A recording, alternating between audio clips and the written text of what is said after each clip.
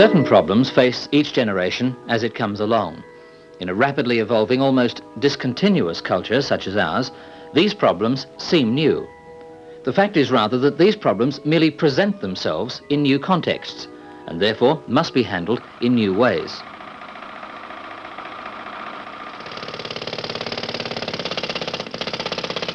Within the memory of people alive today, our social structure has gone through a complete changeover from an agrarian to an urban civilization.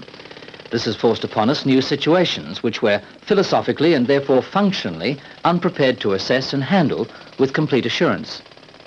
In a rural society, a 3- and even 4-generation family was not unusual. The elderly continued to be useful to the day of their death or to the day of complete disability. Their stored-up experience was respected.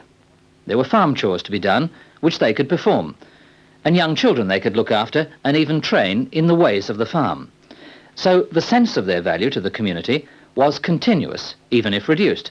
The same social framework automatically gave meaning to the life of the growing children in a way unknown to the city child today.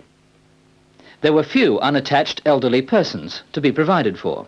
But I know when I was a kiddie, people actually going to a place, it wasn't sort of places like they have now, what they have in England. That used to be what they used to call the workhouse sort of thing, you know.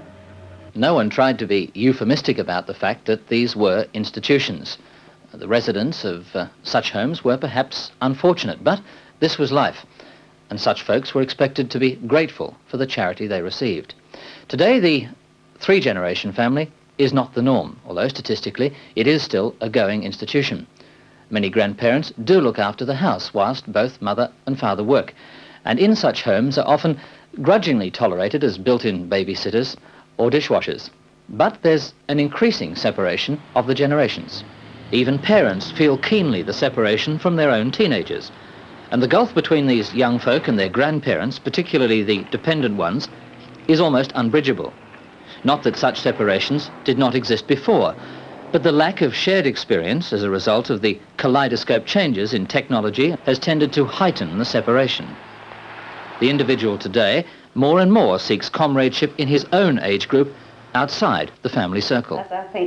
I love children, and I think youngsters are beautiful.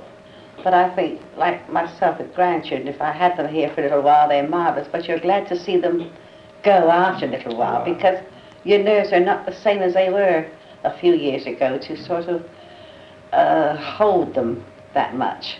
And I can't go out at night in the dark on my own. In the daytime I'm perfectly all right.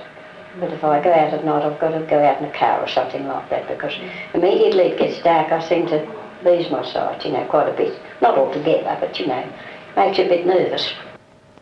I don't think you can put the older community with the younger community to live in groups in these housing committees and places, because I don't think that works out either. There's no good going on a pension and being in debt.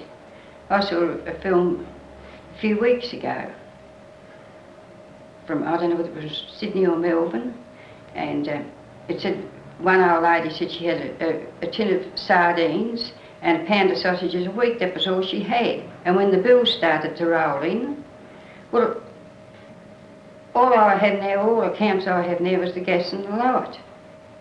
I don't owe anybody anything. And I did it all on my own, because I've been on my own for 30 years. Government statistics define the elderly as people 65 or over. Actually, the elderly are all of us, only a little older. They are not a specific kind or type of person.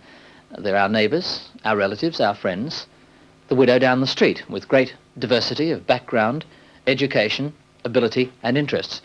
And because of the changing pattern of family life, with the happy 3-generation home gradually fading from the scene, the elderly person of today has lost his time-honoured function in the family. When I went to the First World War, I was happy-go-lucky. My old dad said, you never come back. I did come back. I said to him, I walked 2.5 miles dead of a night. I woke him up. He is no longer the storytelling bridge to the past, adored by grandchildren.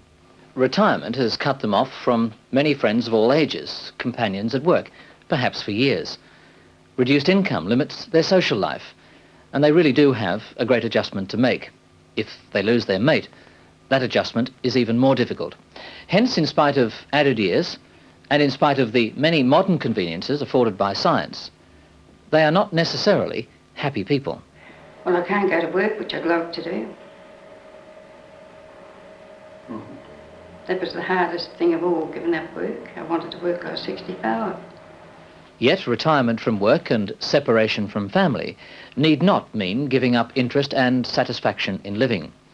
The right retirement home may be the key to many years of contented, fruitful life.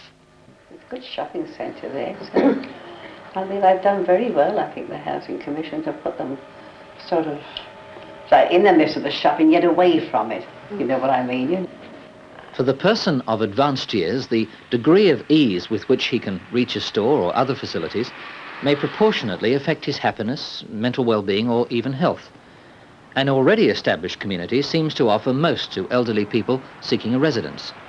The established community has the transportation, commercial centre and health facilities they need. Elderly people do not yearn to go back to the farm. Ex-farmers do not constitute the bulk of the elderly, and even farmers are now drawn to towns and cities. Nearly all surveys show that, by and large, elderly people prefer the peace and quiet of a busy street to the loud silences of rural solitude. This site, close to a commercial centre, faces north. With good design, the residents of the new buildings could enjoy both the sun and a view of the Derwent River. These typical one-storey houses have a scattered, incohesive look. Distances look even larger than they are. We needed an intimacy of scale that gives a sense of security not to be found in suburbia. David Hoffman was appointed architect and took up the challenge. This is the site. Chapel Street is here, leading down to Main Road, Glenorchy and the shopping centre. It overlooks Elwick Bay and the River Derwent. So to let almost everyone enjoy the view and the northern sun, the units were placed across the slope. Elderly people need protection, but not isolation from the alarms of the street. They need security, a sense of physical safety. Crossing paths encourage chance encounters from which friendships may develop. Even small garden plots provide a spark, something to look forward to, something to make tomorrow different from today.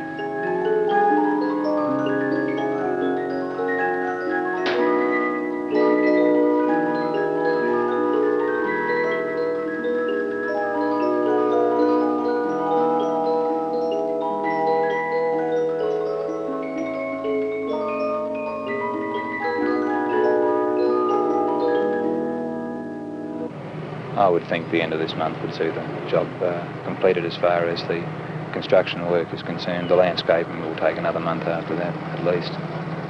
Well, something which I think is very important is the recognition of the tremendous effort that he, as foreman, and his team have produced in the construction of these units within the short space of 14 months. They really have done a wonderful job. But, you know, I think that we went pretty well considering the time that we put in. 13 months, well, we'll say 14 months, we'll say the completion from, you know, including roadways and everything that we put in. So they can't expect any better than that. You think the old people will like them? I think so. The people that I had up to date, which they look into the unit, they seems to think they much improve the unit, and most of the people, which I had several hundred, I would say, since this job started, there was not one lady that didn't like the unit, more or less. You know, it seems very nice. I reckon they got more room. They got much more sophisticated gear in, taps and so on, which is different than the others. And you know, I think they're very happy. The ladies that I talked to, they were very happy to get, you know. But there are so many ladies that they'll be disappointed because they can only put 40 in, and I think something like 700 at the moment wide for the units. I think I'll be getting one of the places up Chapel Street.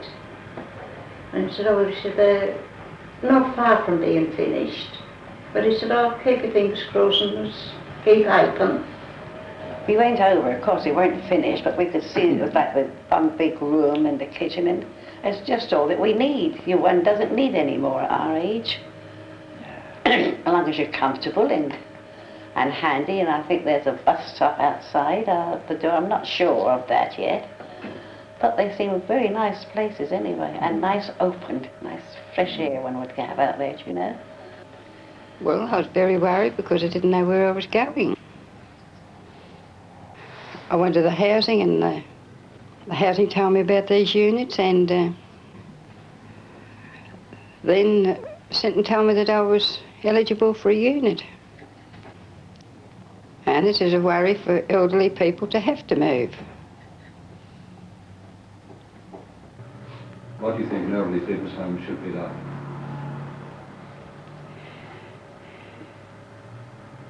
Well, I think it should be compact and pleasant, and just your own little part of the world, just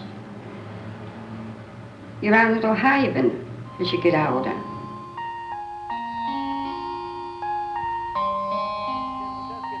To be here today. I'm quite sure that those people who are occupants, as they are now, of these units would be very, very happy there.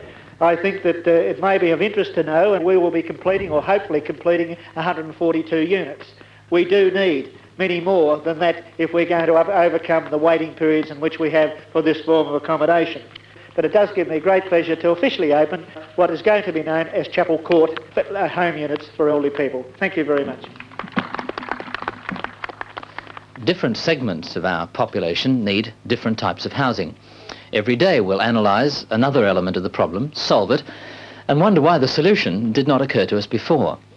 But we will reach acceptable solutions only so long as we remember that the first principle of the architect of the home for the aged must be to preserve human dignity and to provide an environment where a life with interest and meaning can be continued. I was very worried whether I would get a unit, and well, I couldn't have done better wherever I went. I don't think so anyway. I'm quite happy and contented here anyway, we both are. And we've got everything we need here. We've got the shops, we've got the bus stop. I mean, I don't know what anyone else could wish for. Wouldn't like to live anywhere else now. Pushing on to 12 months. 12 months of the happiest days of our lives since we've been over here.